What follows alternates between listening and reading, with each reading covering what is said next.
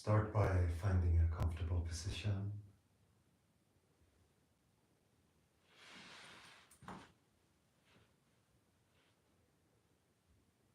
Close your eyes and just notice.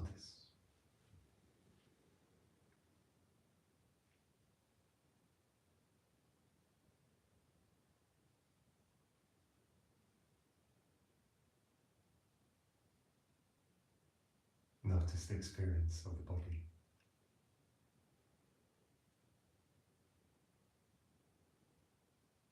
The emotional content.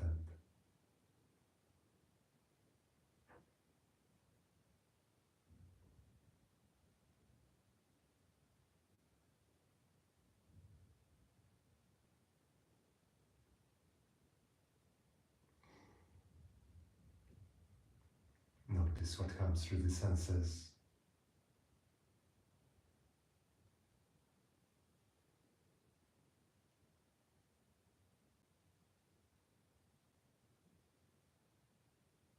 The rise and fall of thoughts.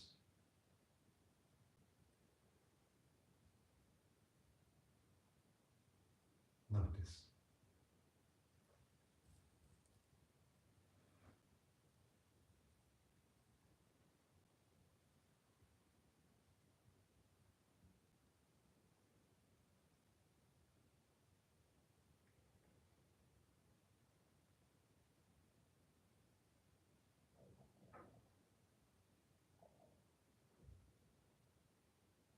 And just allow the experience to happen as it happens.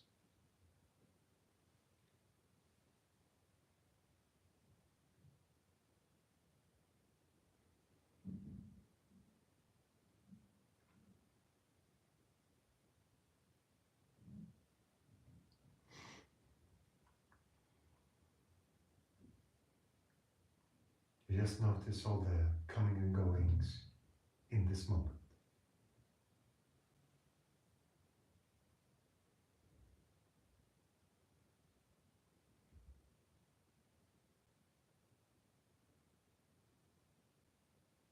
No need to hold on, to cling to anything.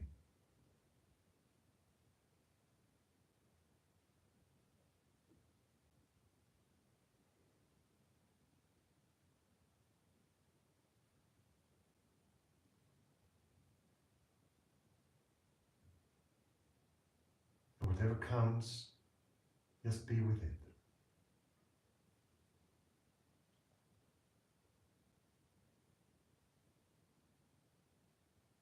Maybe there is some emotional content or tension, frustration, whatever it might be.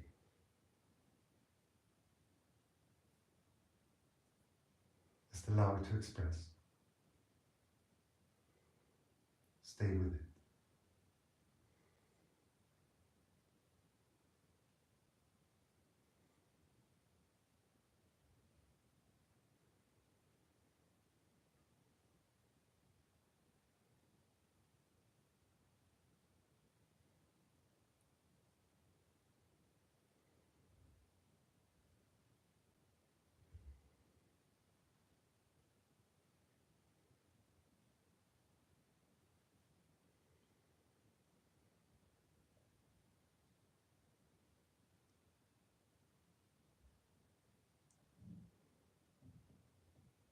You are not a thinker.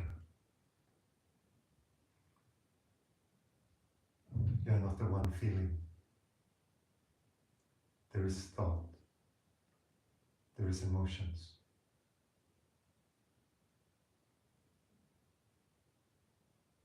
Notice.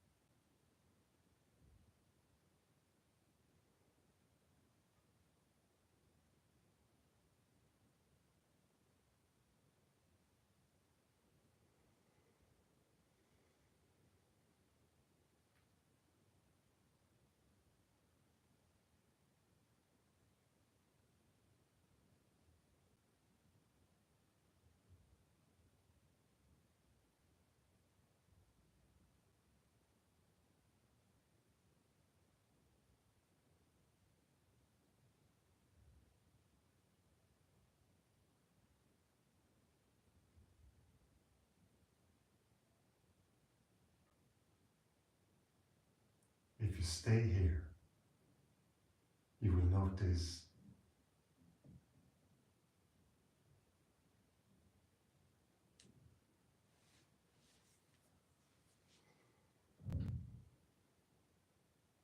that everything is moving.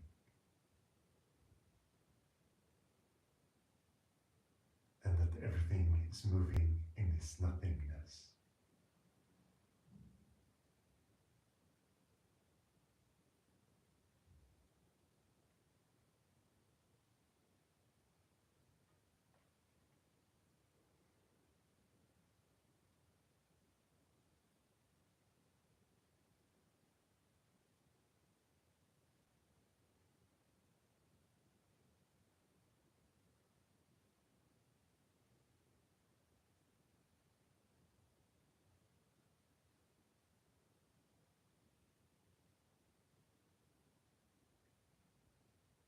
And even if you never become your thoughts, never touch them, there is still this deepest sense of I.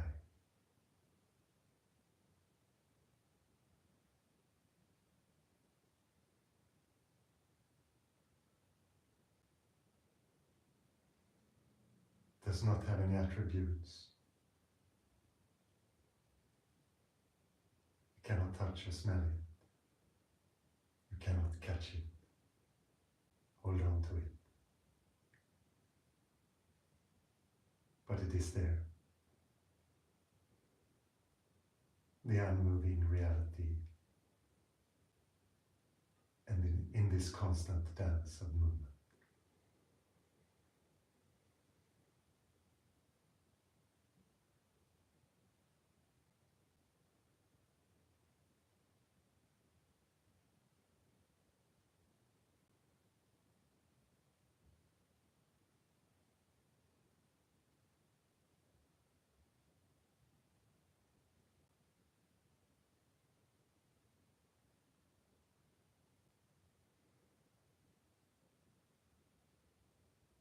In the relative, in the identity. Most of us try to become someone or something. We try to become better. We try to become whole, complete, more spiritual, whatever it may be. But in the stillness, there is no becoming.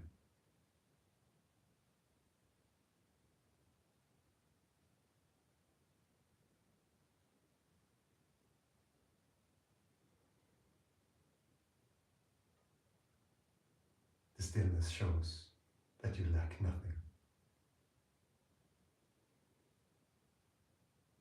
That its qualities are your qualities.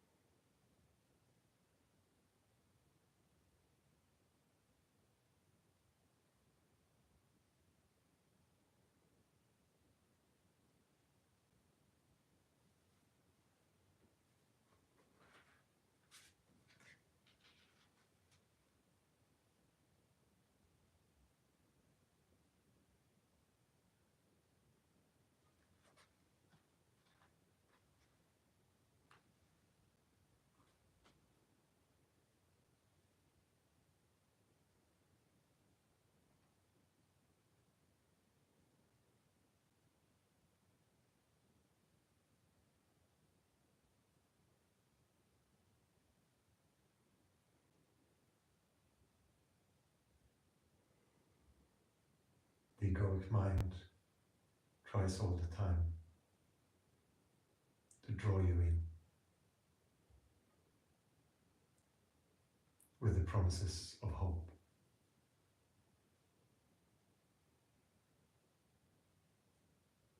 With the promises that you will get better.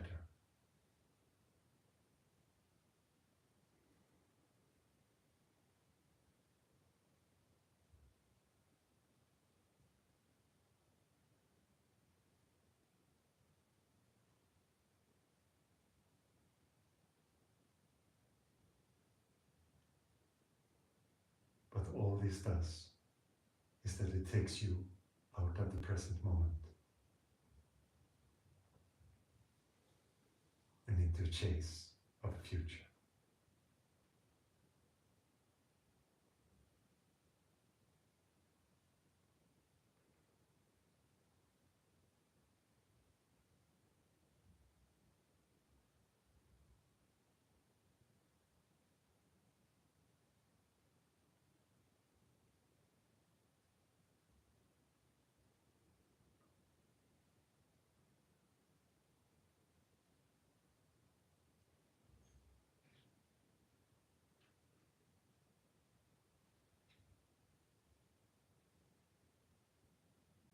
And the egoic mind wants you to push its black and white ideas on you.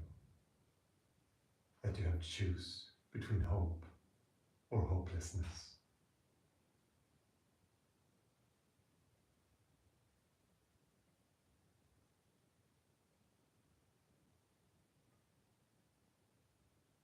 Better or worse.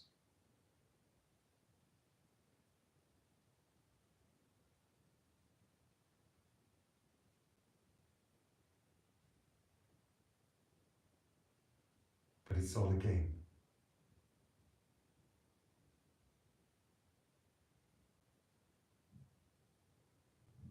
It's a game that the egoic mind plays to keep you interested.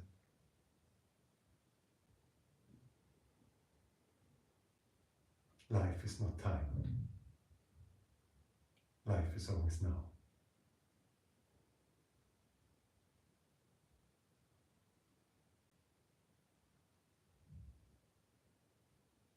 And if you want to get philosophical, you can debate it. But if you're interested in what is, then look.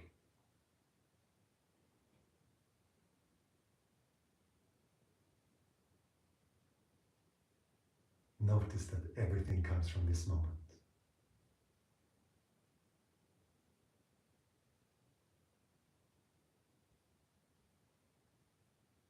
I understand that you can be tricked by the idea of time, that you accomplish something and it feels wonderful because it feels like you finished something.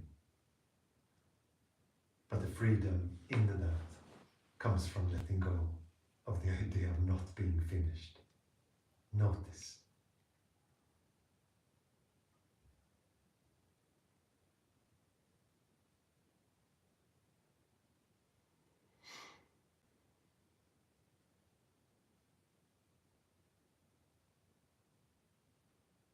And that everything is already here.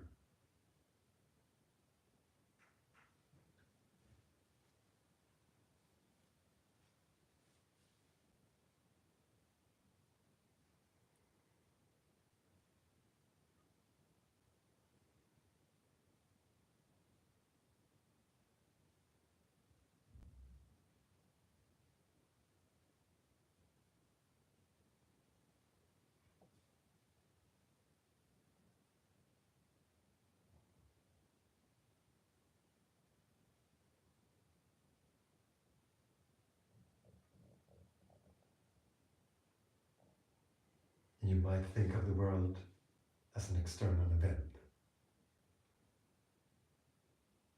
but you are the world. How you perceive things and what you take yourself to be is what you take the world to be.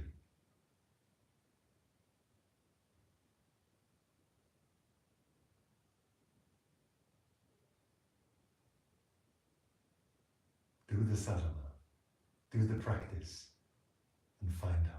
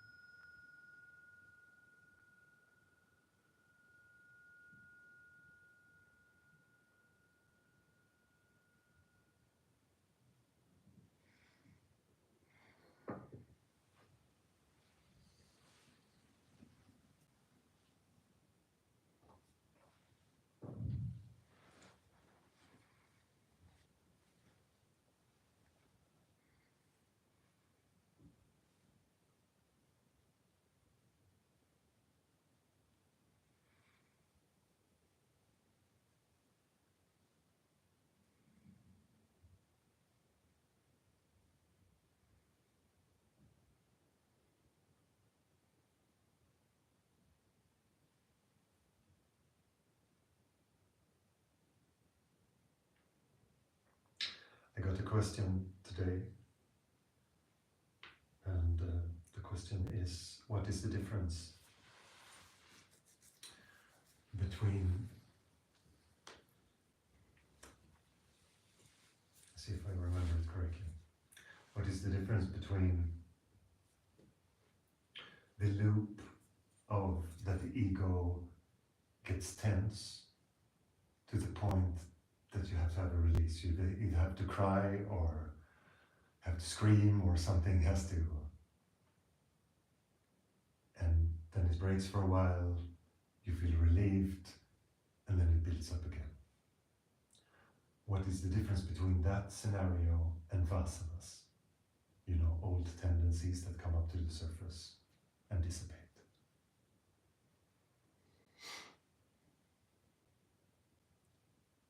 Because they can, of course, be misinterpreted for each other. But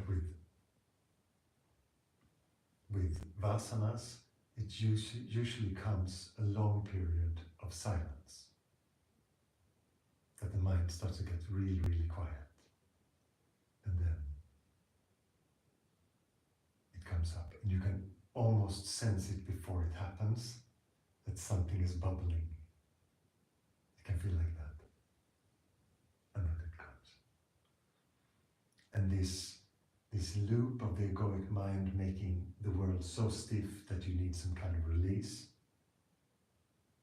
You need to go party in the weekend so you don't remember anything. Or you scream into a pillow or cry, which I think is much better.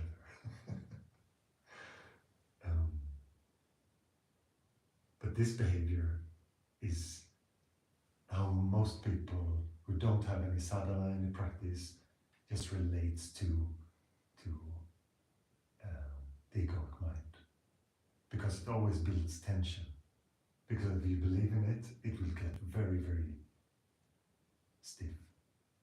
And that's also on the other end of the spectrum, while we can feel so spaced out, if we don't touch the ego, it feels like there's nothing to hold us in place. We can just feel like we're like fairy dust, just and that is just because we're so used to this very gross grounding of the egoic mind that's very stiff and very holding us.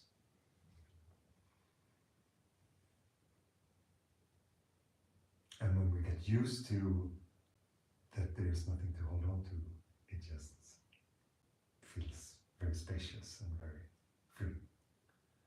And also very common in that experience is that you can get very ecstatic from it, because also in comparison to the stiffness of the egoic mind, it feels very, very free. It can sometimes feel overwhelming, but it's just normal.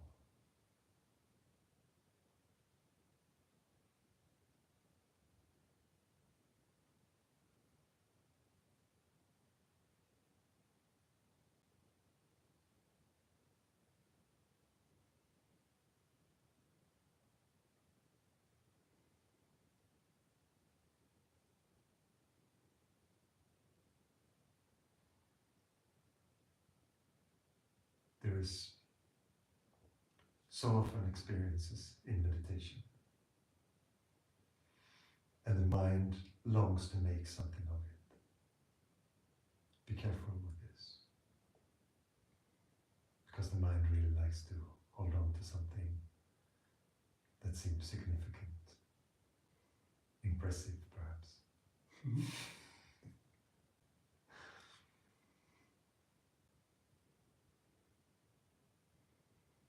Just notice.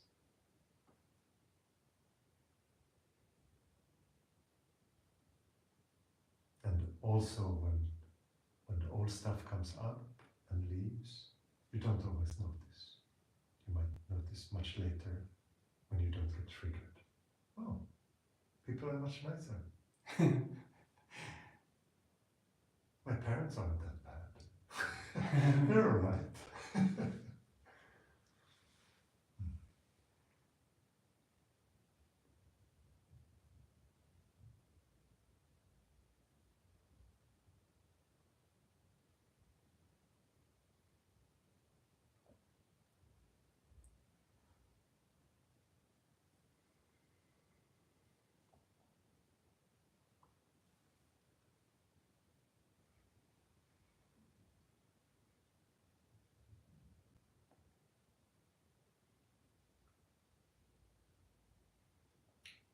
also very common is to,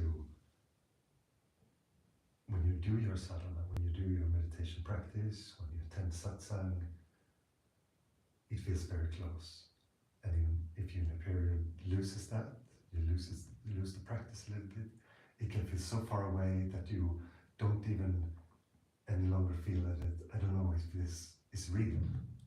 Does it really have any effect? Did it do anything? And when you're in the practice, it can feel like it's so obvious. Of course. So it has a profound effect. But it's like the mind can gloss over that so easily. It loses itself in thought and what is important and just start to put something else at higher priority. And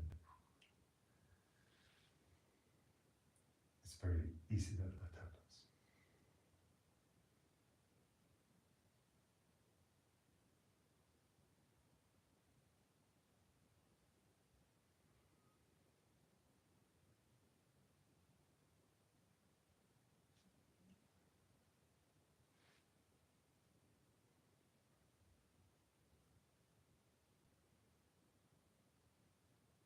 And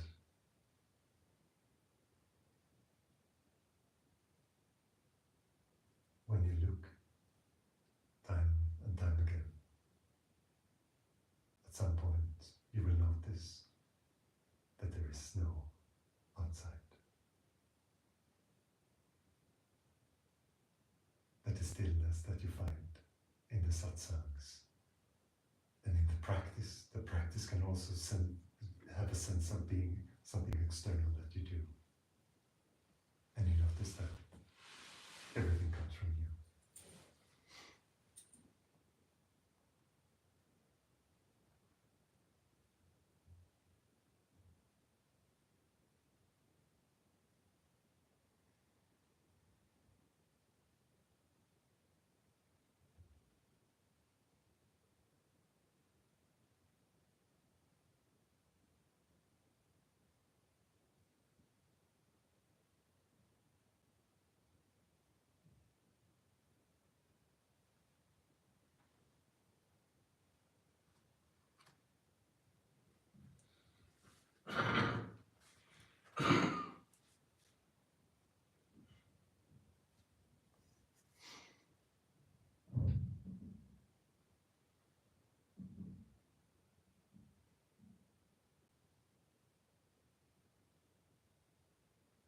There is this poem of Rumi that came to me.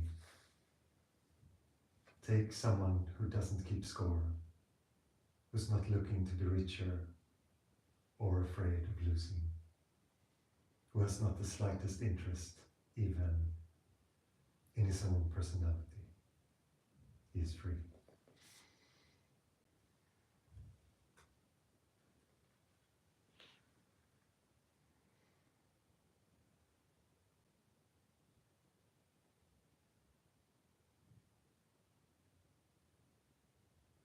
The biggest thing that the egoic mind is invested in is the sense of you. You as the doer. You as the meditator. You as the one living your life. Trying to be better. Trying to be present. Trying to meditate. Trying to surrender. All ego.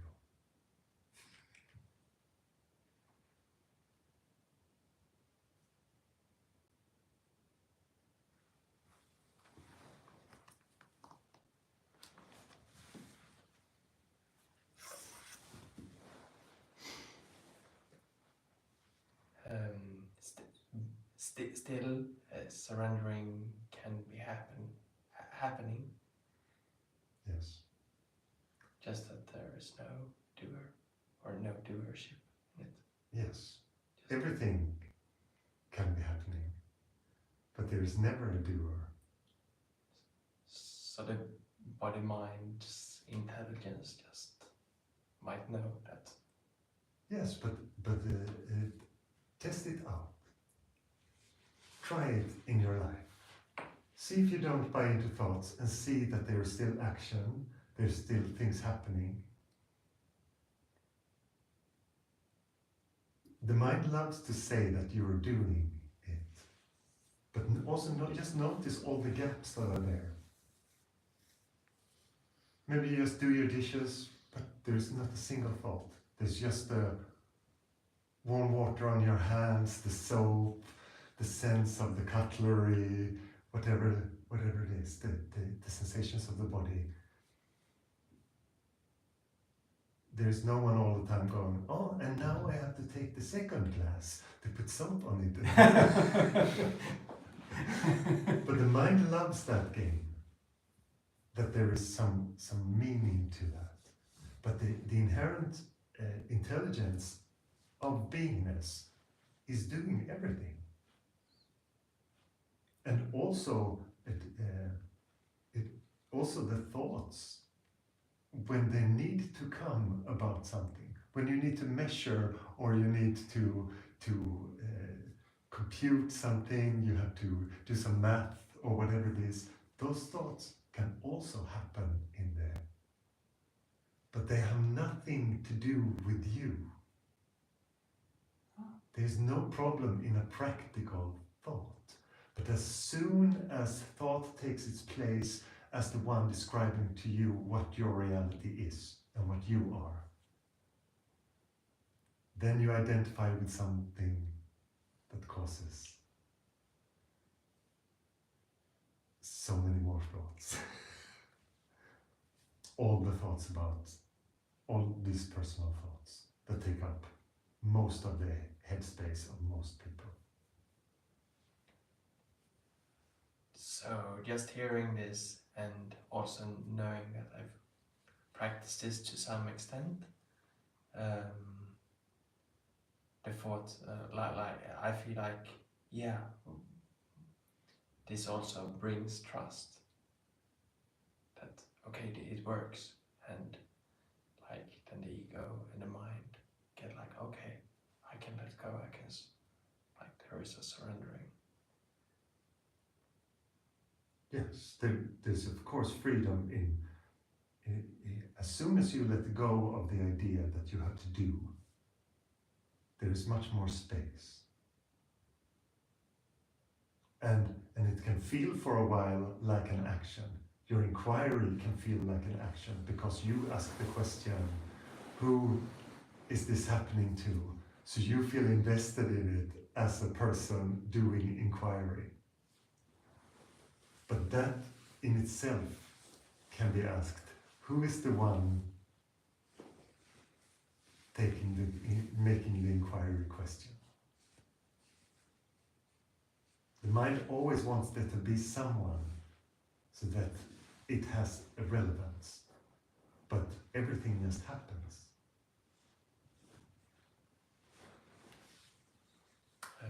I'm wondering about what's happening to you, like during satsang with us attendees and like the sangha on YouTube. Like, do you feel our presence, our energy, our love?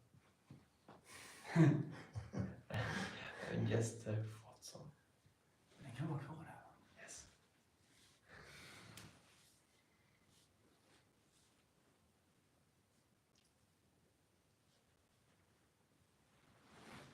Everything that happens is based on this play, to see what happens. These movements,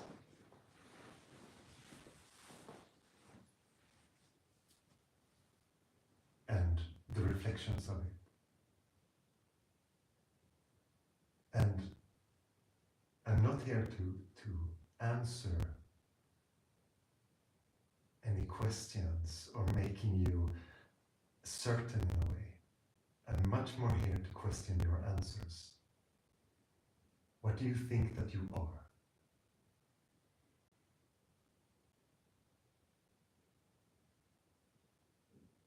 Why do you practice your sadhana as you practice it? Who is practicing it? is there a difference between meditation and the meditator? So we look.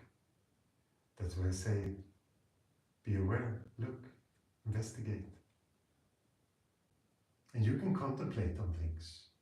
You can question them in your mind. Is this really helpful? Is this making me happy? These very relevant questions. But also look for the one who's all the time trying. See if that one is real. See if that one is what it's telling you that it is. When it says, I know, or it closes doors, it says something that is very definitive about your existence. Be skeptical of that. You don't have to close the doors.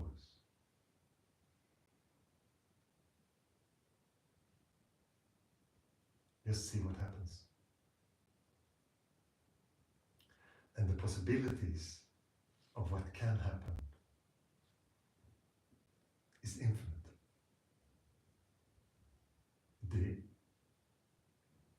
The freedom of existence is so big.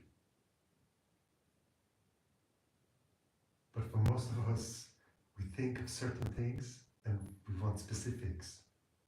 That makes it very, very small, very, very small world. And we also carry things that we are blind to. We carry attitudes and we carry beliefs. And that projects a certain type of reality. We just see certain things. If you're all the time afraid that people are going to use you, then you're looking for situations that looks like someone is going to use you.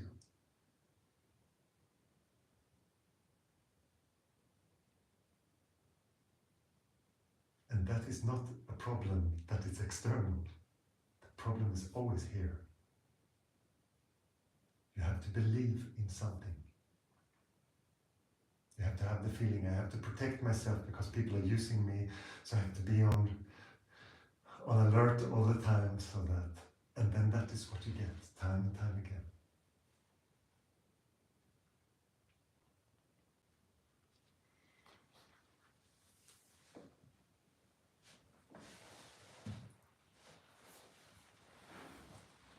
Can I tell an example of, we talked about letting go of the self, of the ego, and that's an example which at least for me looks like that, and I think it's very beautiful. It was the Pope John Paul II. He had a very intense day, a lot of interviews and meetings and things like that. And in the evening, someone asked him, now after such an intense day, how do you feel? And he replied, oh, well, I don't know.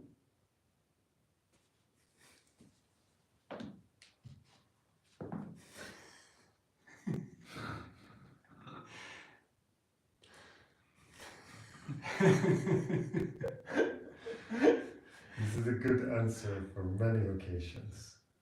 Yes. Who are you? I don't know. It is much better than I am this or I am that. Yeah.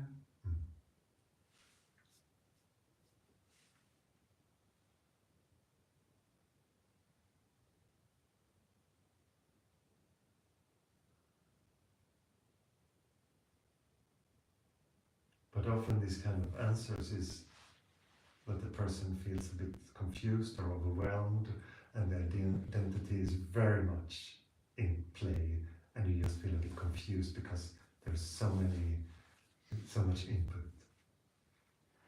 But don't you think that the Pope was so engaged in everything he did, so he forgot about himself? It is possible, of course. Yeah. I hoped so, at least. Yes.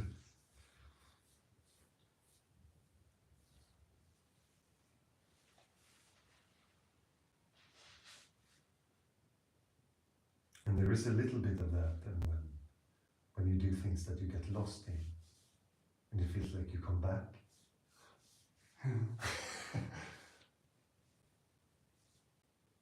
This is when identity comes back, and because there was just doing, there was just painting or writing or whatever, playing an instrument, something, usually things like that, where you lose time.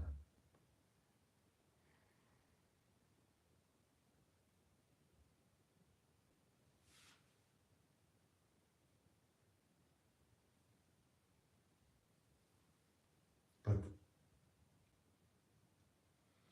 I know that I express this about investigating it a lot, but that is because it leaves, since it's not true, the identity that is created through the egoic mind, it leaves this trail of clues, how it operates and when it's there and when it's not.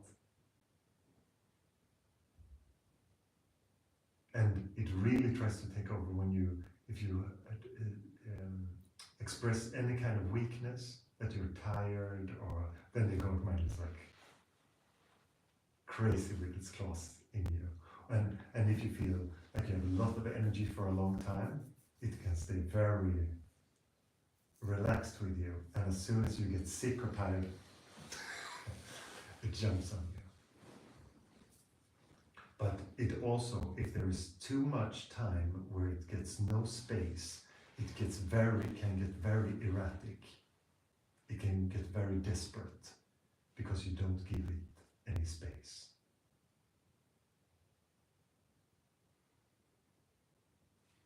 It can say, oh, you shouldn't sit anymore, you should go, you should clean your home, you should do this, you should prepare for tomorrow, whatever it is.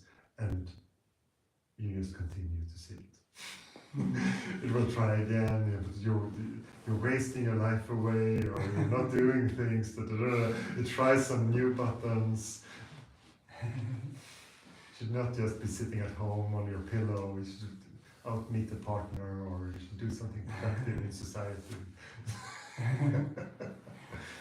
So it pushes, tries to push some buttons.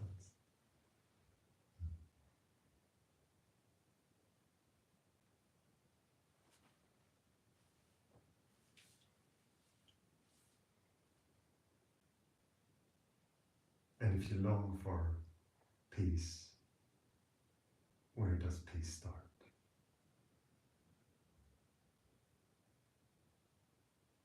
What is violence? What is Violence. violence? Violence is separation is violence. Fragmentation is violence. Duality is violence. And it starts here. You have to believe that you are separate. That they are someone else.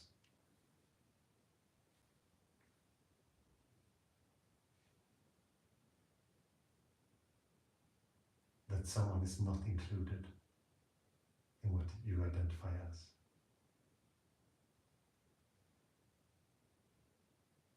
And the egoic mind seems to be very much invested in these kind of fears. They've been used for centuries by influential people to get people to do certain things. Point to an enemy that is somewhere else. But if you look, you notice that there is no one else.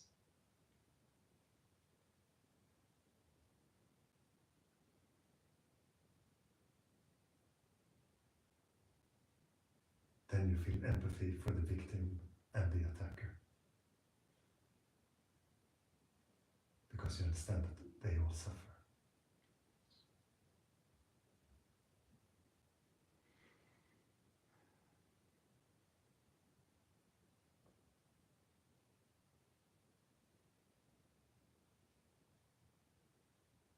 And how can you choose sides when everything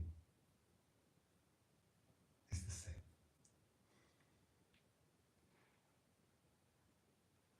make the world black and white when it is in full color.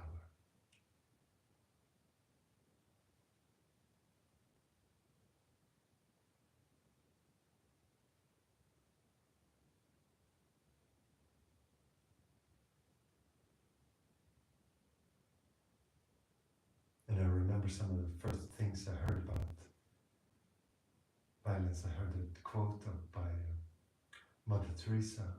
She was asked to come to a rally against war. And she said, I'm not interested in that.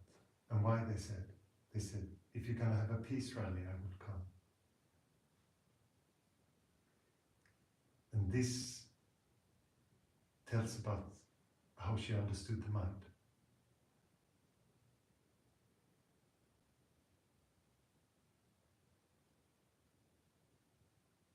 And you will notice that there's very subtle energy. To most people it's very subtle what is opening and what is closing. What creates possibility and what robs possibilities.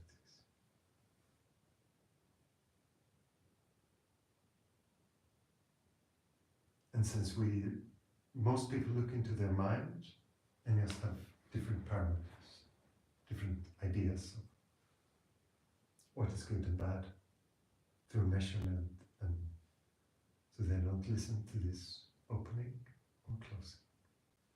And closing is always related to fear. Fear always makes possibilities less as soon as you go into it. And you can almost feel forced by fear to certain action.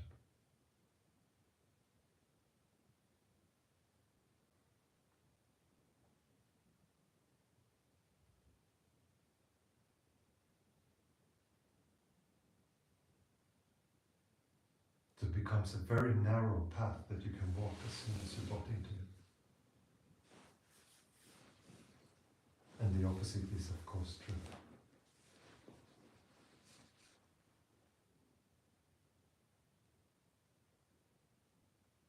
There's so much space. There's so many possibilities if there is love.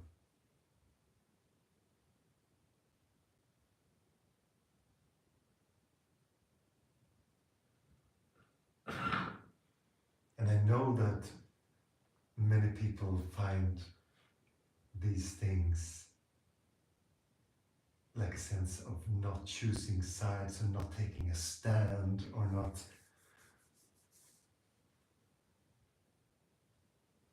But all those things are so much against. It's always more challenging to feel empathy. It's easy to make the world simple,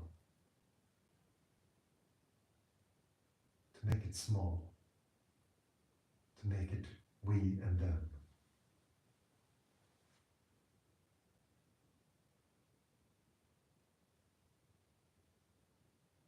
You don't have to like everyone, but love everyone. Do you understand the difference? A person can be terrible, obnoxious, rude. You might not like them, but still feel love for them. Yeah. That was nice. Thank you.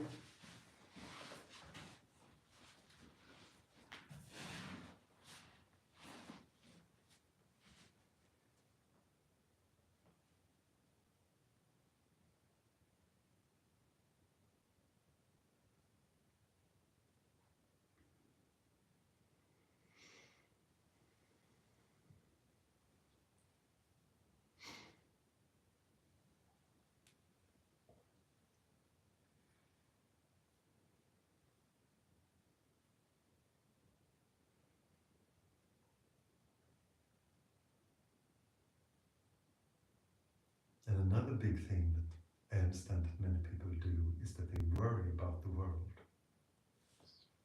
And this is very much an externalization of themselves, and also very much a feeling of just feeling that you're not in control. feels almost brutal to say that, but you're not in control. And even if you feel like you're in control of the personal, it's very much just happening. And either you understand the flow of life and go with it, or you fight it. But if you want a choice, that is, that's it. And you can have all kind of clever talk inside on how you manage your life and your world. Yes. But if the external world is a projection of our thoughts, then you also see that is a war going on, don't you? In the external world. Does that have to do with your thoughts, or can you No, explain? but what does that mean? Yeah. Do you understand? No. No, because the identity with the thing is your idea of we should do something, we're in control like this, and we can affect this outcome of the war in this way. And there might be solutions like that, but they will be very obvious to the one who's present to it. But for most people, it's like they work with things like that as a relief of, yes, I'm at least doing something because I'm sharing a lot of things about it on social media. Yes. Yes, but and all that can do is just spread more fear about things, because the understanding of what violence is not clear. So when you say that people are not doing enough, or this can also be a sort of violence, because it just shames people. And also, like many places in society where you talk about we're doing nice things, but they go around with salespeople on the street. They go and yes, why don't you want to save the children, or la la la, and people feel shame. So and this kind of interaction, this is not something that is brought from love of everyone. People give money because they get afraid of their own shame, and they feel like I have a very good life and I'm not giving enough. Sure. And these things, yes, that is not freedom, and you can have all kind of justifications of this, but you have to look at what is the deeper sense of all these actions. What is creating fragmentation? What is creating separation? What is creating just more violence? And I understand that many people think that starting a Facebook group against something is a great thing, but that just amplifies often that group. Or you're against Nazis, but you just promote the Nazis through, or whatever it is, through this anti-movement. Be there. If you want peace, be peace. What is peace? How is it on the personal level? What is peace? If there's just fragmentation in you and you feel separate, and then you just spread this fragmentation. If there is peace, there will be peace. And it's not also some instant peace, because some people will be provoked by your peace. But this hardening of being pro or against things, and the polarization of people, is very brutal. At least from my perspective, it's very brutal.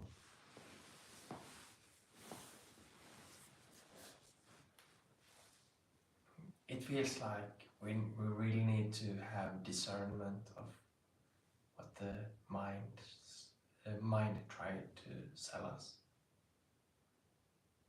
Yes.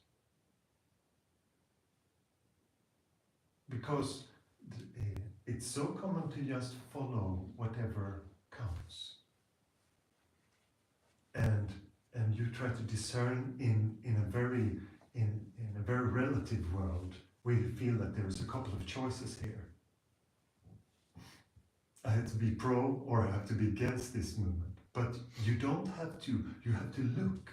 It's much more interesting to look at, oh, this is triggering a fear in me if I don't take a choice, take a stand in this. Look. Be with that emotion. Be with the emotion of not choosing. See what happens. Use every opportunity to get to know yourself.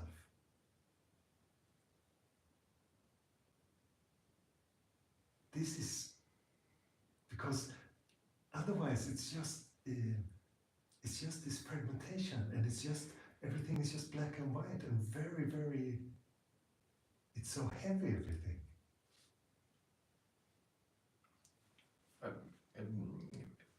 At least from my view, like how I see it and how it feels like we are taught and or brought up in our society, it feels like it's so ingrained that we are doers. Like it's like for most people, I think it's not even questioned. So like, yeah, this is a bit, I don't know how to form. So like by being peace, that's maybe also how you can spread like some kind of questioning or just like. Yes, what will happen is that you will spread peace by being it.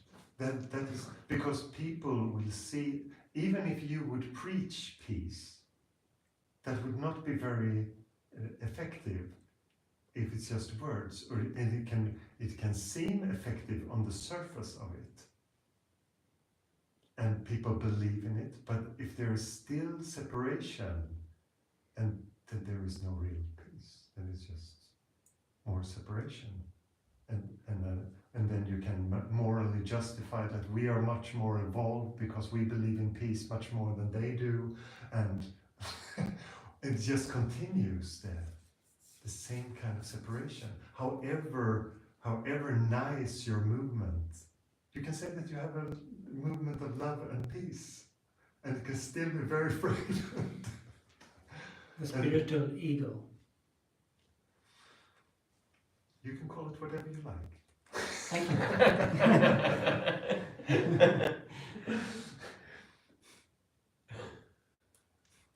But there is nothing. There is nothing spiritual with the ego. It's just that I understand.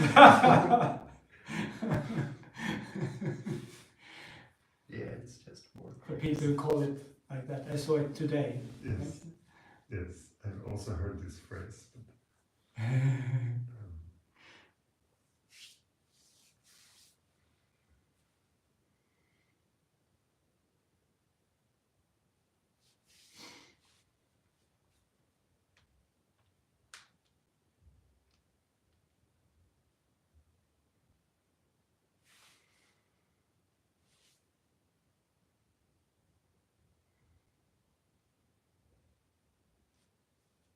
And the present moment has no secrets. It wants to show you.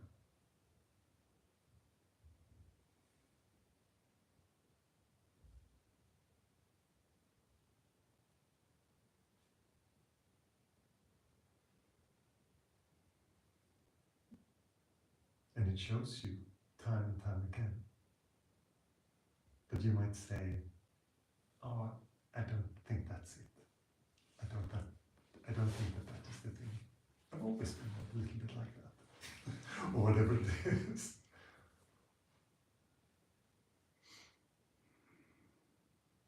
Maybe you justify your fears and say that they're natural, they're according to the situation, Yes, everyone is afraid of that, and this kind.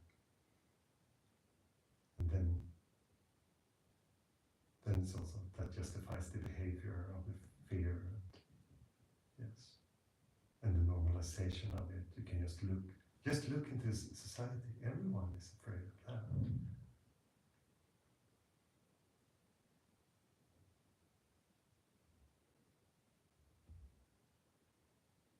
But looking into the present moment has nothing to do with being normal. That is not you can be super well adjusted to society and still miserable. There's a lot of those. Still miss what? Miserable. Oh, yeah, of course. And you can achieve all your dreams, get a lot of things, have your life being perfect on the surface. Everyone likes you on Instagram. but still, there is no inner peace. It has nothing to do with that. Because if it did, there would be, then all the ascets, the saints, they would be wrong. Because they never cared about things. And if things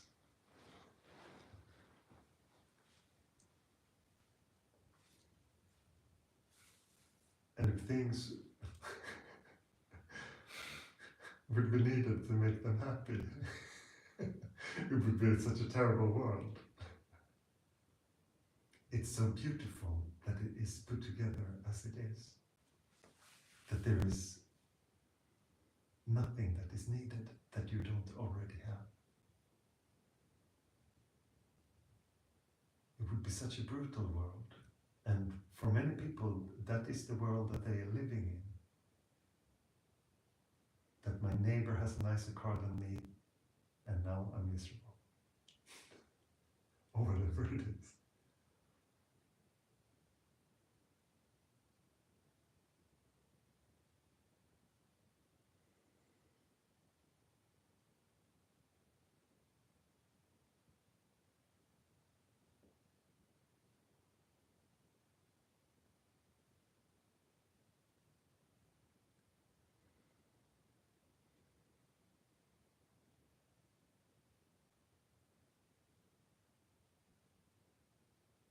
And I know it's like a saying that you create your own happiness and this kind of. But that usually means the idea of you as a doer. You have the potential to create your own happiness through external things still.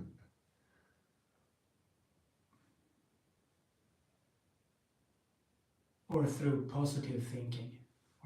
Yes, like that. yes, through positive thinking or exactly through change in some way. Mm. But the realization is not change. It is just that it's already here. And if you investigate, it's quite obvious. Because as soon as you don't go with your thoughts anymore, there is peace. And I know it, and you might say, yes, but I've been sitting quite a few times, but it doesn't come much peace. Yes, because there is still someone trying. You must be in your own way for that to be possible. Otherwise, there will be peace. There must be someone who's trying to do the sadhana, who's trying to deepen the sadhana, who's trying to get better.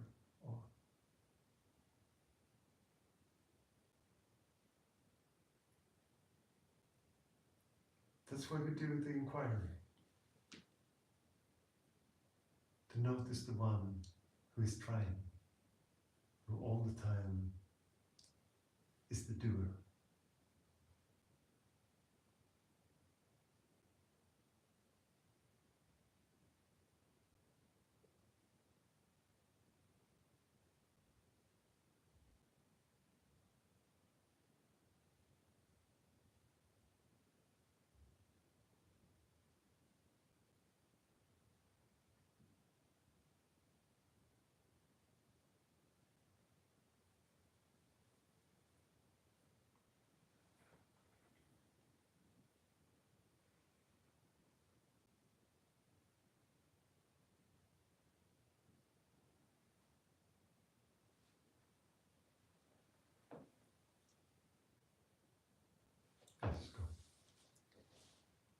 Would you like to tell a little bit about how it was for you when you finally dropped the illusion of the separate self?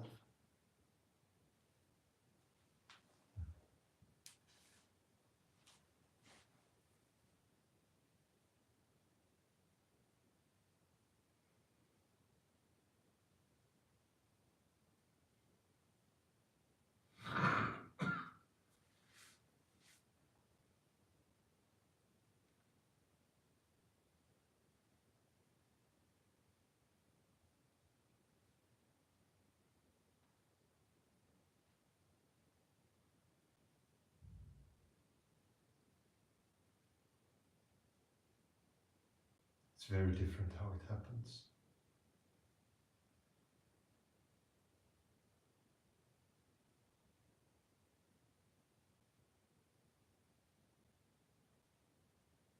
For me, I had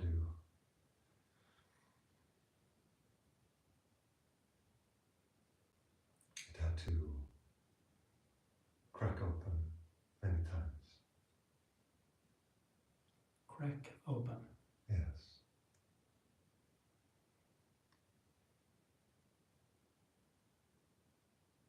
I was first with one teacher, and it happened. And then I was with another teacher, and it happened.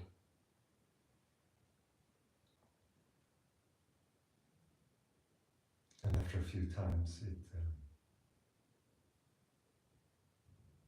seemed to change. And then I was with Swami.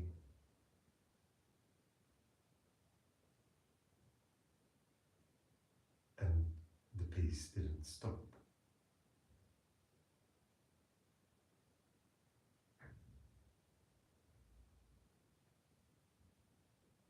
It was a moment that comes to me, but I don't know. I don't know if it's just an event.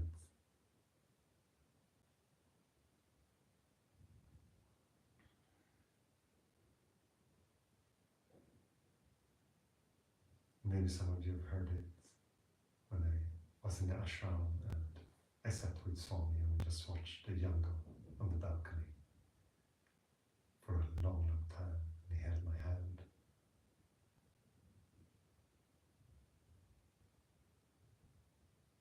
And I understood that we were looking at the same thing, and it was not the jungle. A jungle? The jungle. Okay. And the trees. Okay.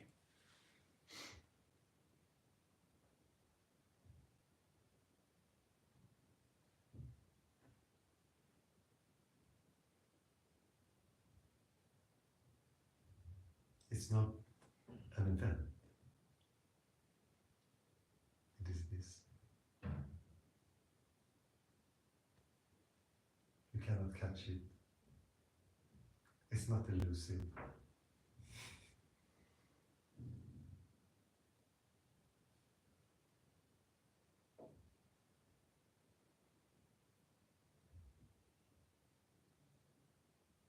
It's a simple fact that it's here. There is no separation. There is no others. There is the relative sense of others. But there is no others.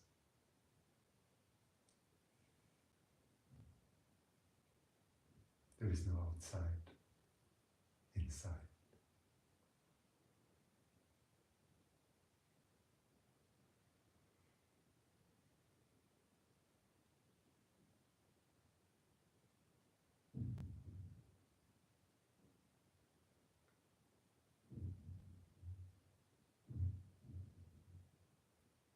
And when I left Swami, I remember saying, "Thank you, Swami, I am happy."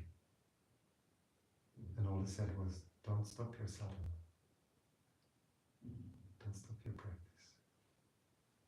And I said, "Thank you."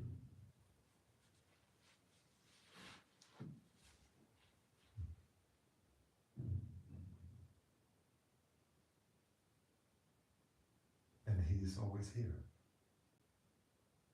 He's not in India anymore. He's here.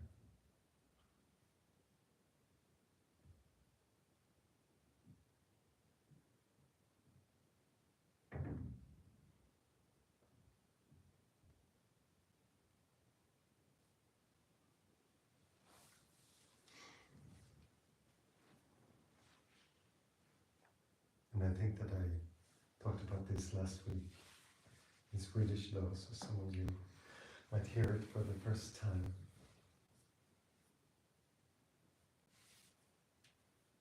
But I wish that you wouldn't come. And I wish that you wouldn't listen to me anymore, that you wouldn't need it. That when you look inside, there's just this. Sorry, we're here again. You're very welcome to come. You're very welcome to listen, all of you. But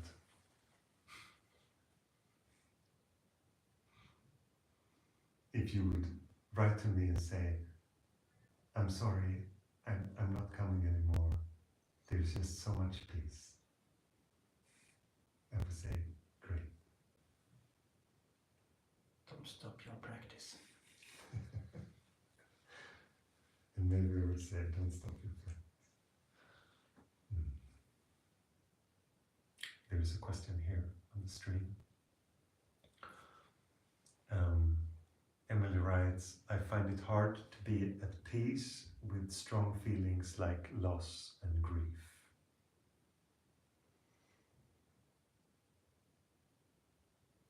But even loss and grief happens in something.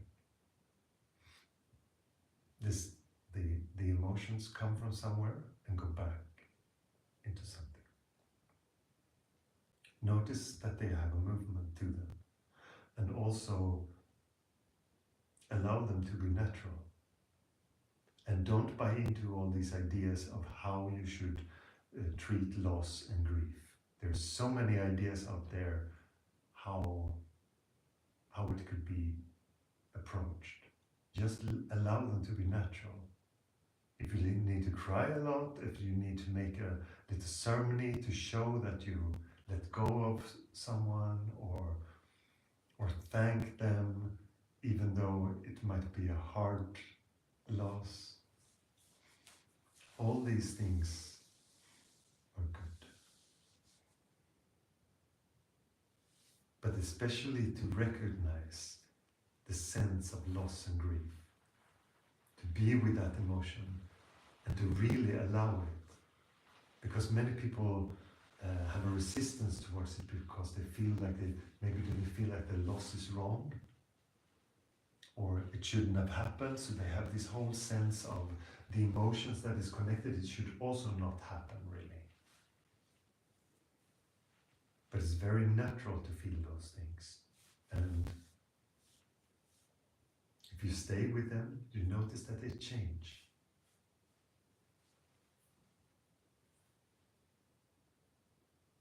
And don't be afraid to express through tears or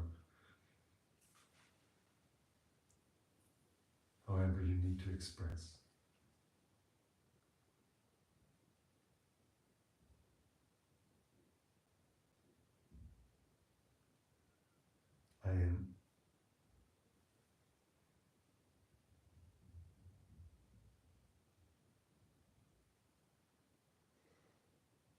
I had a beautiful experience. I think I talked about it last week, but I will say it again in English. But I was at the Roskilde Festival in '99, where I think it was 14 people who died during a Pearl Jam concert. And almost no artist wants to play on the big stage. But the only ones who wanted to play were two African artists, and one of them was Femi Kuti, who is some very, very famous Nigerian musician called Fela Kuti, which is his father, that passed that same year. So he talked about the passing of his father, and he also talked about death during the concert a lot. And he said, where I come from, if we would grieve all the time, everyone who died, we will do nothing but grieve. So we celebrate their lives. We put as much joy as we can into celebrating their lives. And it was such a beautiful concert, and we were dancing, the audience were dancing, and I looked around and like almost everyone cried. We were crying and dancing at the same time. Such a beautiful manifestation of dealing with grief and loss. And people were very shook by so many people have died then, the night before this festival. So it was like it was a collective release.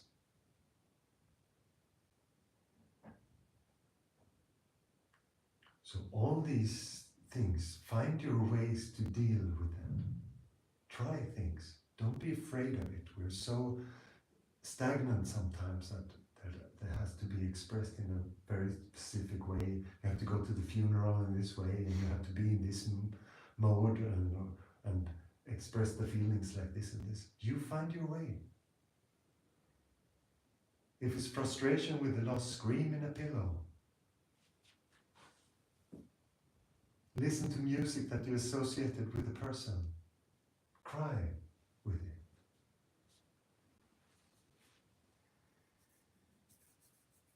And however you like to express, if you express through painting or music or whatever it is, you can do something. You can dance. You can dance and cry.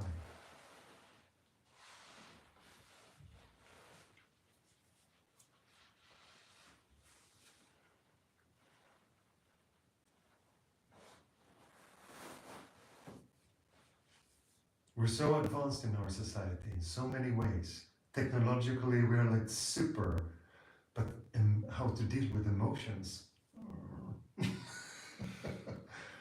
Not very.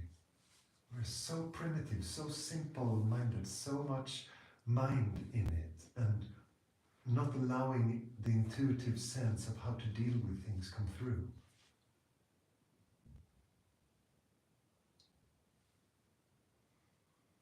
And also it will be natural if you invite all your emotions into this silence. I know that you have to, for most people, you have to practice your meditation a little bit for the silence to be obvious. But then you can just invite it. And then creativity will come from it, and love will come from it. And you can really hold those emotions in a beautiful way. And they can be expressed, and they can also really be felt.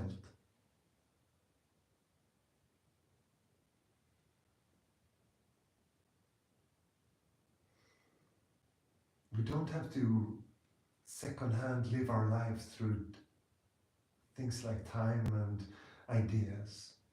This is it.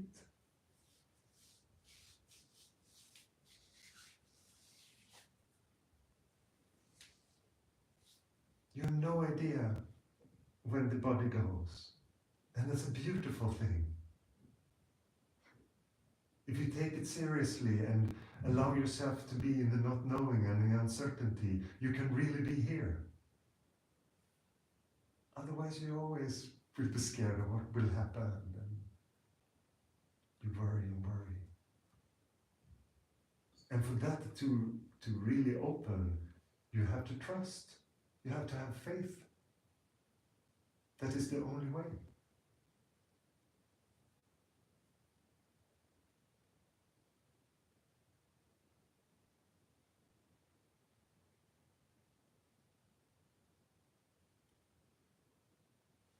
You can live with the burden of personhood, but it is heavy. And under the perfect conditions, it can feel okay for a while.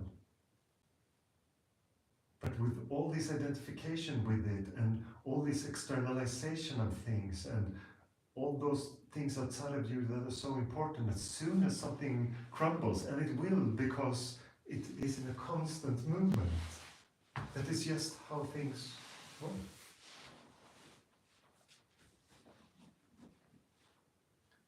And some of the happiest people I ever met were very aware of this, that everything is impermanent, that you cannot hold on to anything.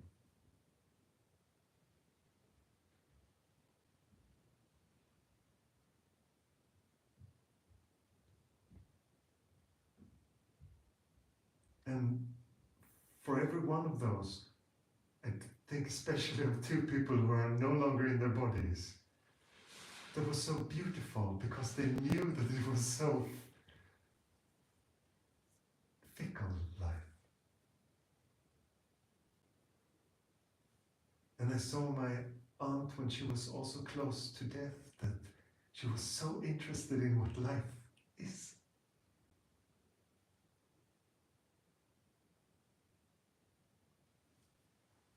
It just shifts. But you don't have to wait until you're on your deathbed or it really stares you in the face. Because this is all you got. This now is all you got. And it can sound terrible, but it's beautiful.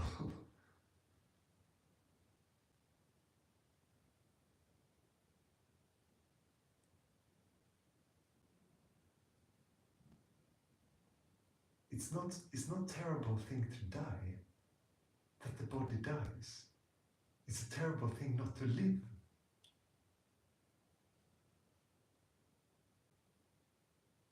Not to really express and not to really be with the moment as it is.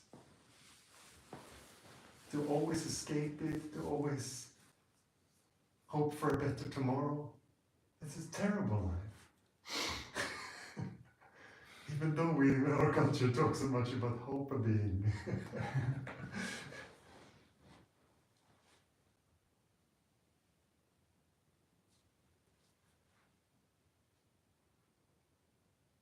But it always gets interpreted into these ideas of the mind, like a strategy to live in the now. It's not a strategy. It is what life already is. It's just that you might believe something else.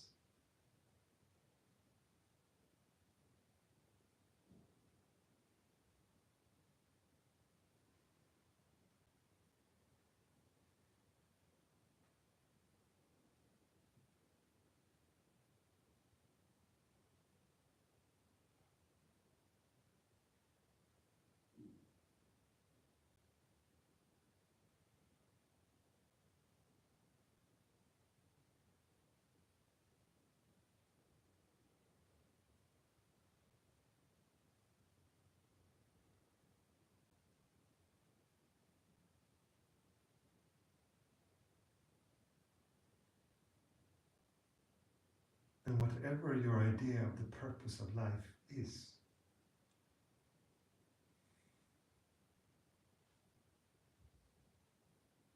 it's always based on a someone who is going to have a purpose, or going to find it, who's hoping to find it.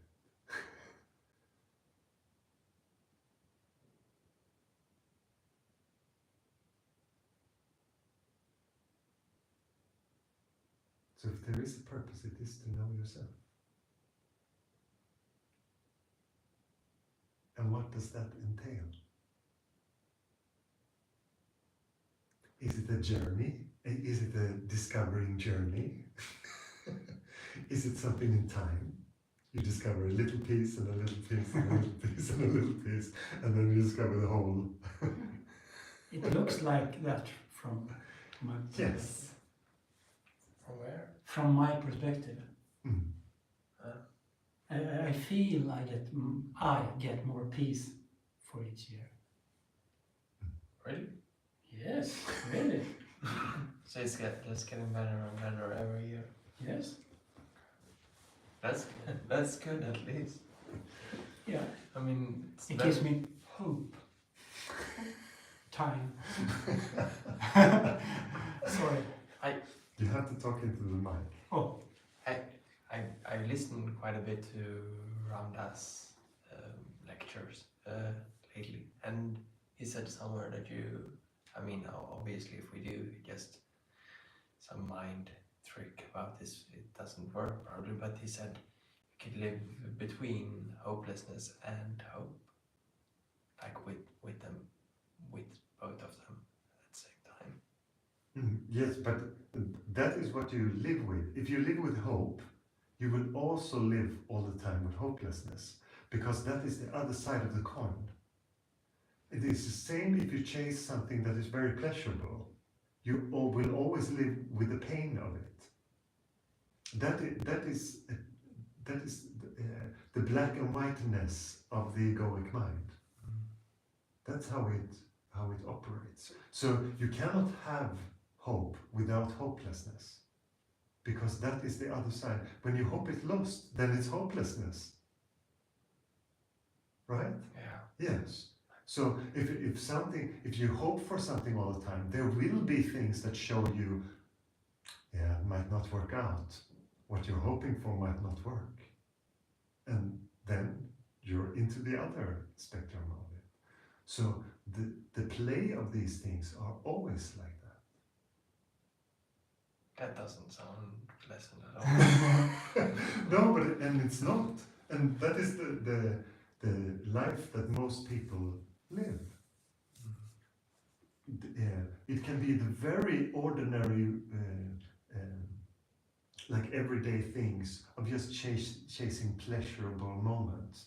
But what that does is that, yes, so now I have a little space and we can go and have a fika, and you live for that moment of having a coffee with your friend. And when it's snowing too much and your friend couldn't take the train and it doesn't happen, now this day is ruined, because you put so much into it. So everything has to do with that. If you don't invest yourself in it, it's not, then it won't be a problem. Then you can plan to have a coffee with someone, and if it happens, it happens. And if it doesn't happen, it doesn't happen. But it says nothing about your happiness. But the other person who has their whole day put in a way that this coffee meeting is the nice thing that happens today, that dulls everything. You understand? It just takes away from every other moment. And that also spontaneous moments are not really allowed to happen as they happen, because you have decided that this 45 minutes when I'm going to meet my best friend, that is the quality of this day. The other things are not. So you have this feeling with it. You go with those colored glasses on it, this attitude.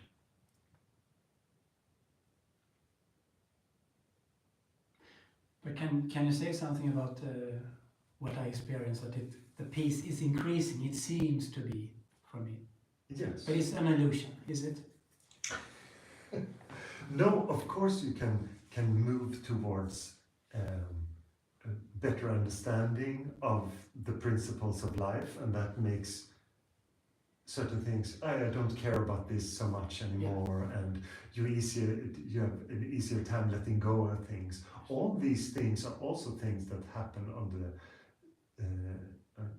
in spirituality, but they are very relative. They are very small in the scope of things. And for someone else, they just feel like things are piling up. They move a bit more towards darkness, they get more and more bitter, or whatever it can be. But that can also be how their spiritual search is expressed.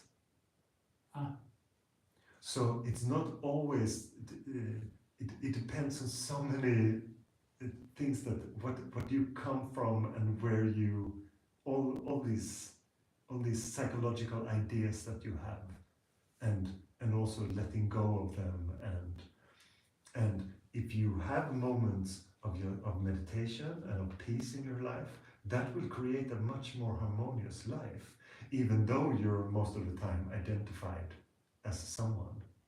and you feel this stuckness and whatever it is, but the silence, if you start to be with it, and it takes hold, then you start to do things spontaneously. You come in difficult situation, instead of moving away from it. Oh, what is this? You have a completely different. You change the whole relationship to the world, and you start to also spontaneously do things that are much more in line with what is. So all these things, of course, help. As Papaji answered the question beautifully when someone asked, is there something worth believing in? Yes, the truth. And that is also what happens to the mind, that it gets more aligned with what is. Because you hear about what is, of course. So your mind gets aligned to what is. And even though it has some its ways of trying to get away, and also when we talk about the ego, and you said that you have not gotten rid of it, or then my question is, what is the ego? What is it to you? Do you understand? What is it that is going to get rid of? What are you?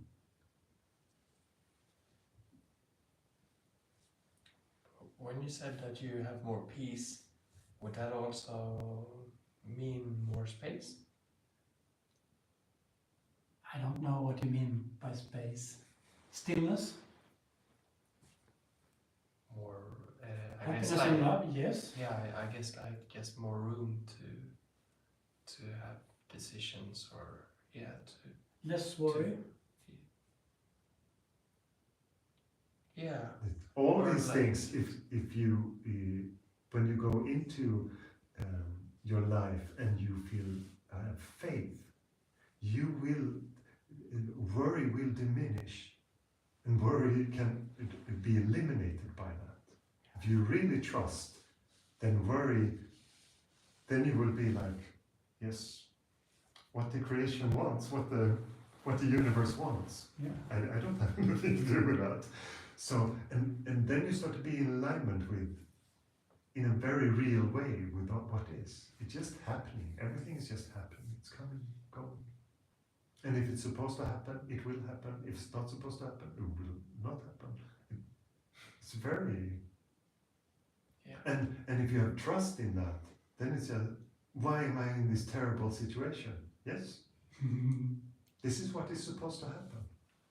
But that can also help many times. Like without people being in terrible situation, they wouldn't be interested in spirituality. No.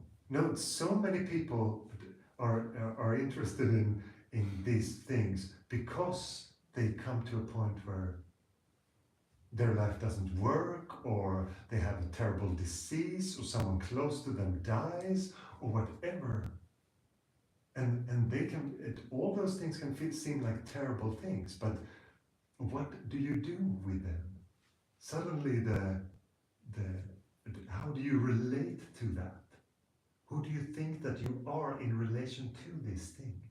And the more you understand that you are just the witness of the whole thing, and you start to let go, and you start to tap into the silence or the stillness, then you start to see that,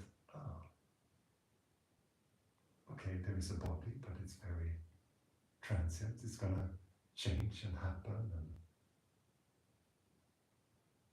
move all the time. And things around me gonna change. People will die. People will be born. Change. And to say very simply, this is bad. This kind of event is bad. What do you know? That means that you have an idea of how everything's gonna unfold from this point, and that is not according to plan. That is what it tells me. But if there is a loss, yes, that was the time, the perfect time for this person to. And acceptance of that will only create suffering. And I understand that some griefs are very, very difficult. But they're still what is happening. We cannot escape the now. It's like, so many times I hear arguments that it's like, yes, but if I only think like this, I can escape the now. No, you cannot. What? If it was in a different way, I could escape it. Did Yes. someone say that?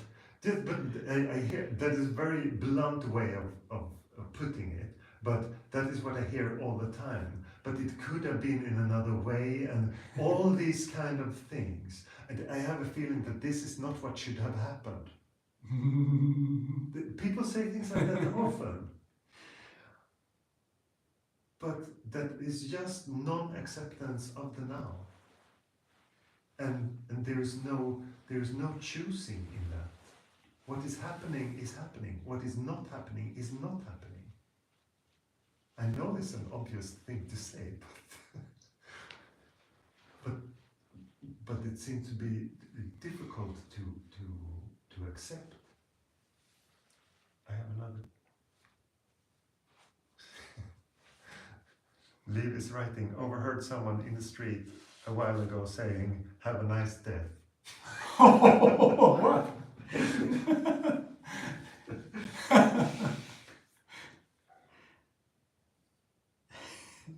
But a nice death is no problem if you really live.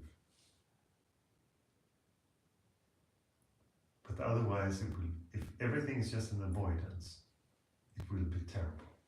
And if there's just fear, it will be terrible.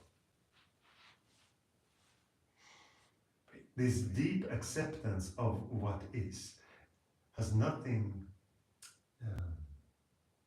People are so afraid of acceptance because they think that they have to buy into everything. But if I accept everything, everyone will just take advantage of me. It's like you have some kind of philosophy to say yes to everything. But that is not what acceptance is. Acceptance is to be with what is in this moment. And if you resist it, you will suffer it. And if you accept it, it will be natural. That's it. It's not a mind trick, it's not a strategy, it's not a thing like that.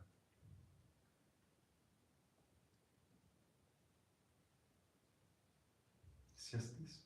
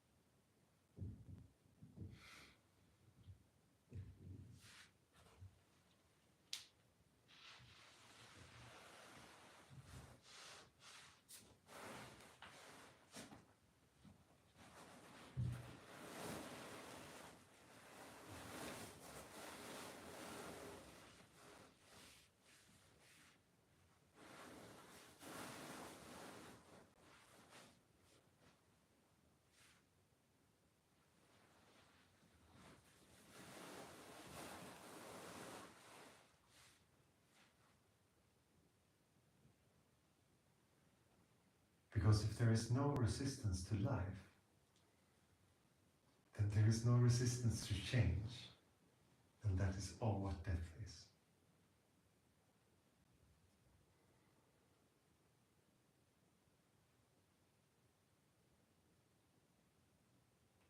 And what is the essence of you is not the body, is not the mind.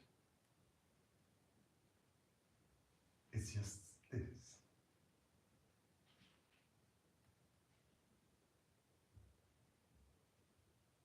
What the body-mind appears and disappears into.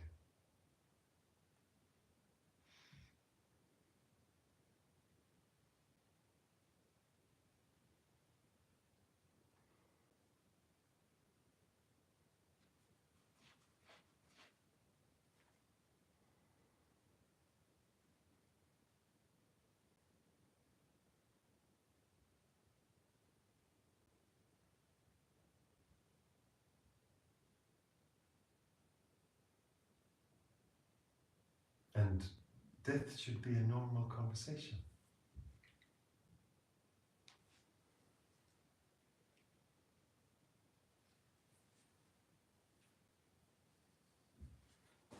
And also the question, what is dying? And in the Christian traditions, they say that the soul remains.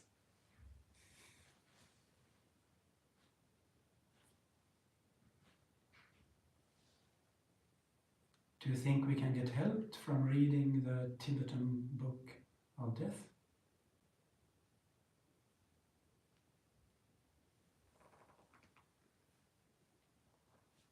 The version that I looked at was called the Tibetan Book of Living and Dying. Yeah, I don't know the name, in Yeah. English at least.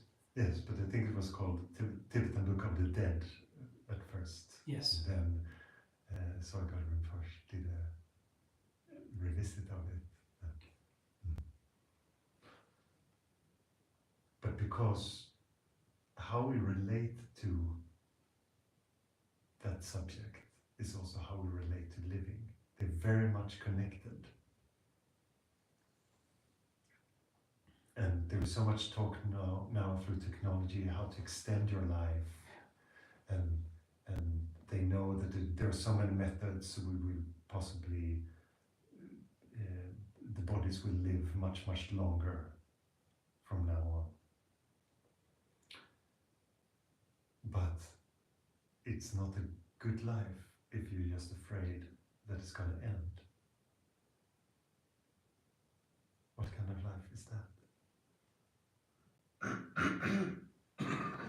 And the fears that come with that kind of life is so limiting.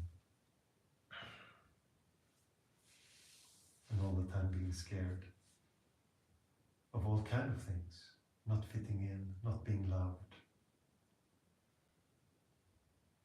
scared of being strange, whatever it is.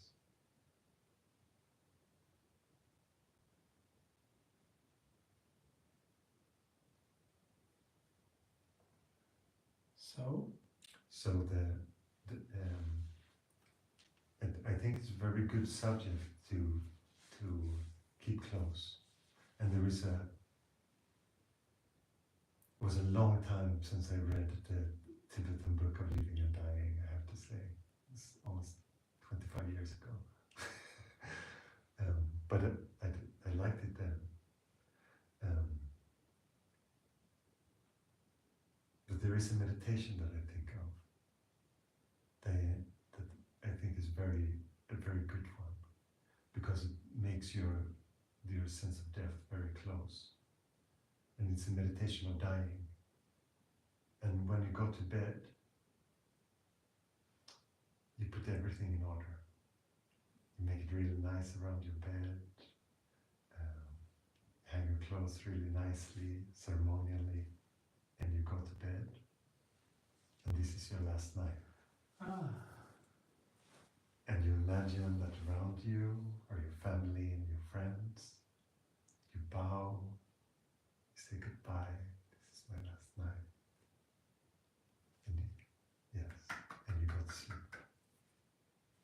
This is a very nice practice because it brings you to the core of it. You will feel the sense of loss.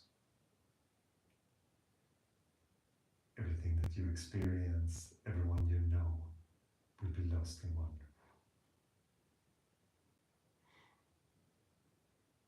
And if you do it, maybe it's very scary at first, maybe you feel isolated, but eventually there will be a sense of gratitude. There will only be gratitude for this moment.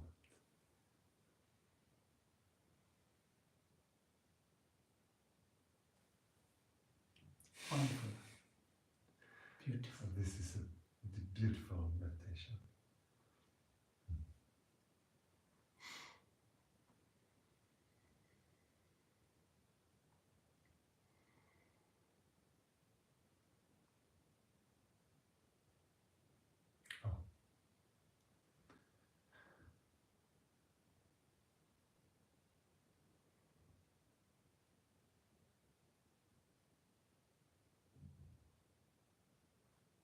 Silly writes, could you please talk more about the projection of movement as in the physical and non-physical appearance of all within the nothingness or the isness? The projection of movement.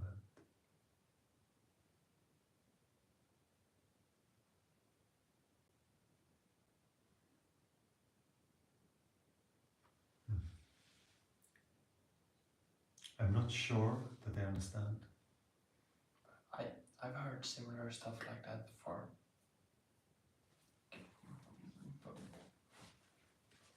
I heard similar stuff like that before. But some parts of Advaita Vedanta and how some people talk about it can seem very like life denying. Oh, yes. Yeah, so I prefer not to speak about that so much because it really screwed up my mind when I thought about it. Okay. And I think that's what she writes here, the world that appears, the physical world that appears. or at least that's how I feel Yes. about it. I think I understand.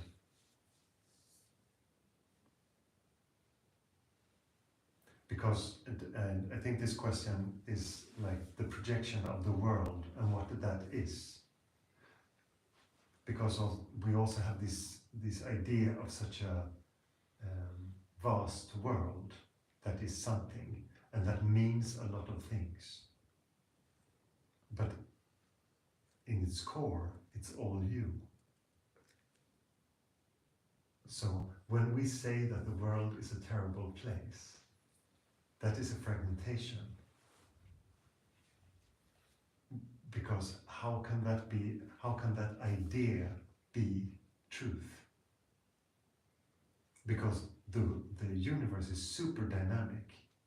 It happens all the time, and also your actions happen all the time in the universe. So the movement of things are also spontaneous, and if it comes through stillness and not through ideas, it's not fragmented. It's very creative and very playful, and also if there is a problem, it is solved in the now, like all problems are. There are no problems in time. That is just the idea that we have.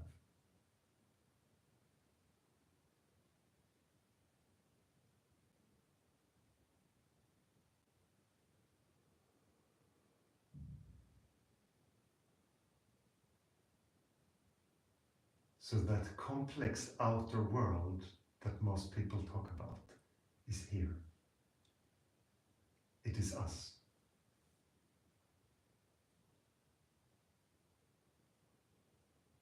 And when you say, I cannot be happy because of the state of the world, you separate yourself. You put an idea on yourself, you say, you let the ego just eat away with fears. And if you created a very rigid space, then you have to live that. That's brutal. Things that we look at as such normal things, they're so brutal to the mind. Because as soon as something is locked like that, it cannot move anymore. There cannot be any freedom in it. And your happiness is not allowed in it. And how can we have peace without happiness?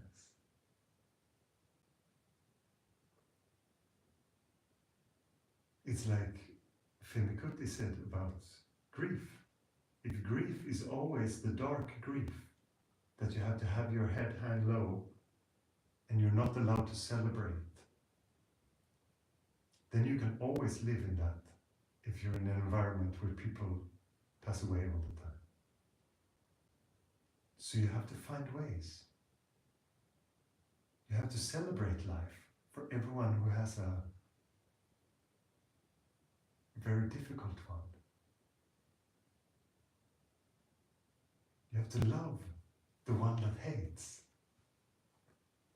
If you hate the one that hates, you just continue the same energy. You just collect it and identify with it, and it continues.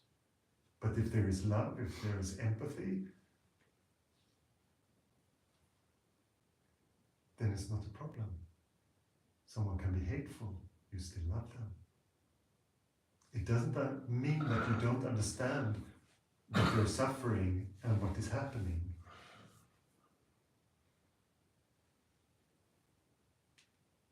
It's just what is.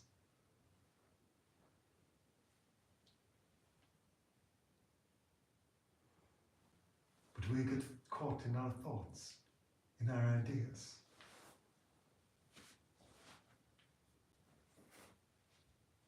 In what people around us do. So we think that is normal and right. But all we have to do is look.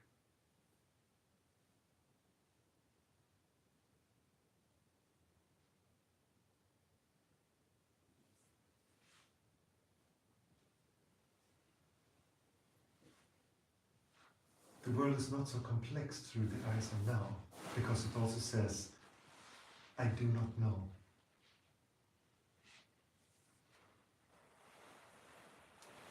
And that is not because you're ignorant, it is because it is impossible to know.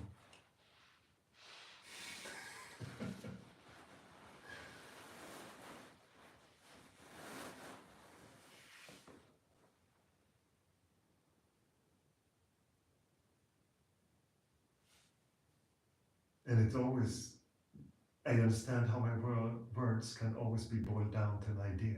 That's why I say, investigate, look. The mind can take them, they can argue for and against, but much more interesting is to look.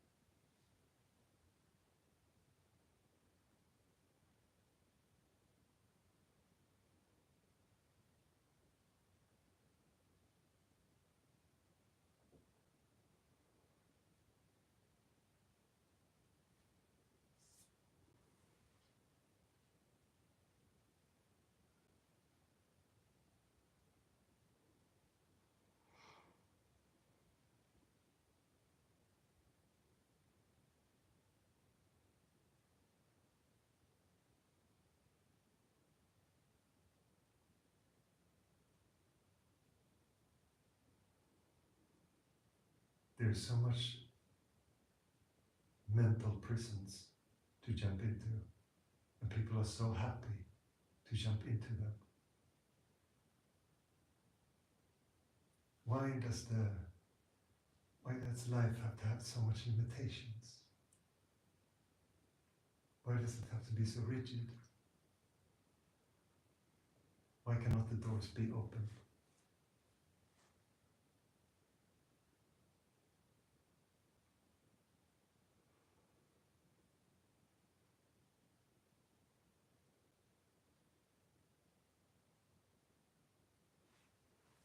Sometimes people tell me,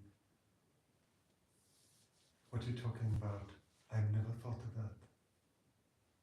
I think that is a beautiful response, because then a door had been opened that was closed before. Maybe there was a very, very simple idea that just did not open that door. There's so much space in us. There's so much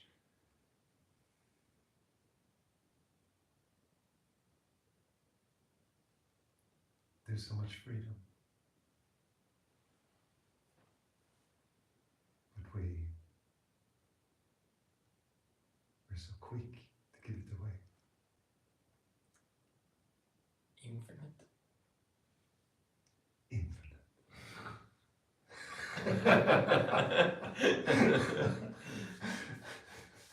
Infinite question mark? Infinite. How Yes, but because as soon as there is a limit to freedom, then it's no longer in the present moment.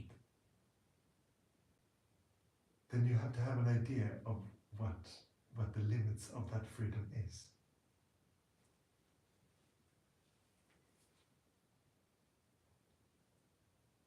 That's why we refer to it as the absolute.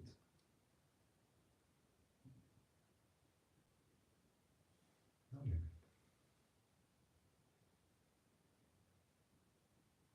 And also, if love has a limit,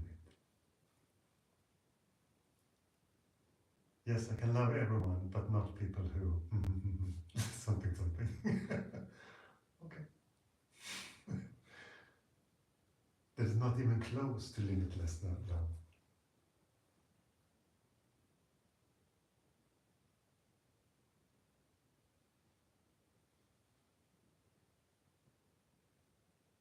And it doesn't mean that you have to like everything or accept everything in the relative. Don't know why this confusion is so common. One thing that's really common is that people say that they have unconditional love for another person. But I mean, if you say that you love another person, that's a condition. That's Yes, correct.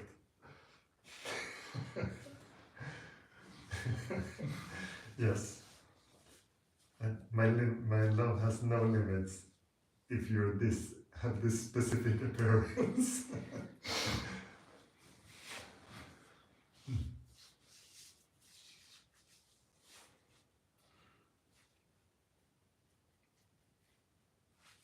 But also the understanding of what love is.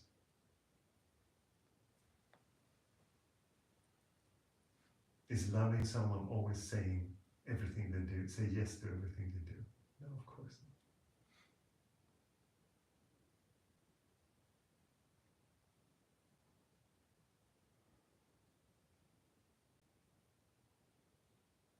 Love is not an idea of how you are loved.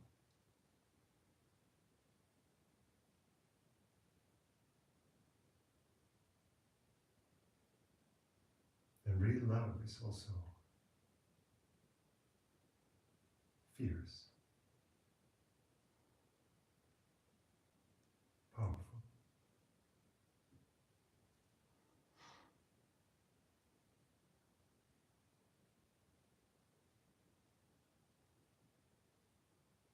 Real love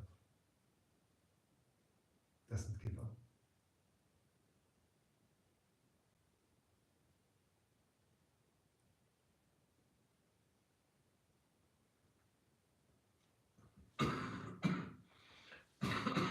Can be so many things expressed as love. But it always has this thing of not separating. Always with the sense of what the whole wants, not what I want or you want.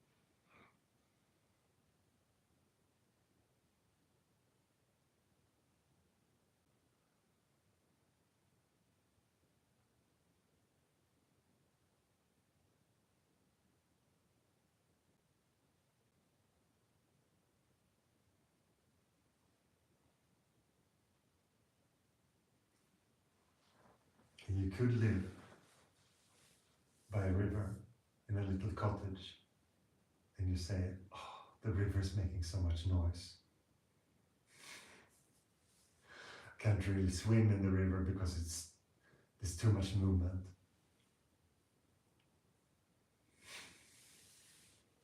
Or on the other side of the spectrum, the river could provide you with everything. Fresh water, food, maybe even energy. So the question is, are you going to fight the universe or give thanks?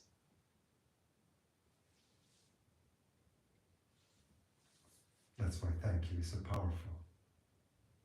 Because then you look at things, I got all this. Otherwise you could say, my life isn't exactly as I want it to be. And you all the time look for change. Judge yourself that something is wrong.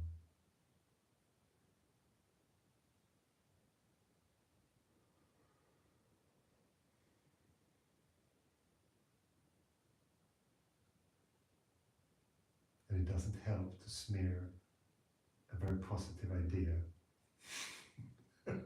of your whole life and always come to everyone with a smile and very positive sayings that you read on the internet. And underneath it will leak out some bitterness. And I'm sure you met this kind of person. Maybe we've done it ourselves also. Yes.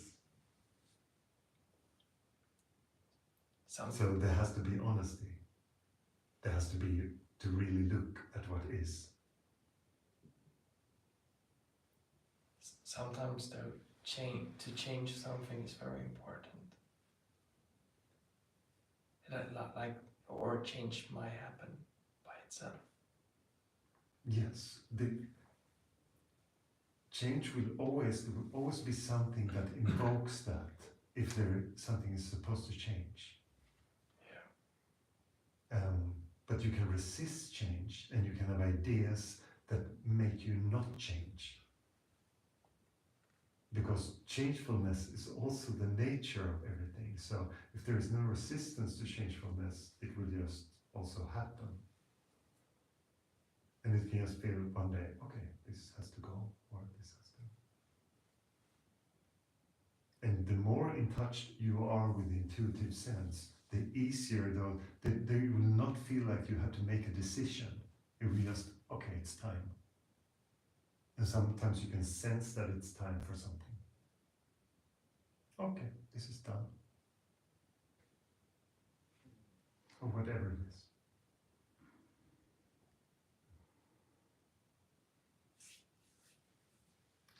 We have gone a little bit over time.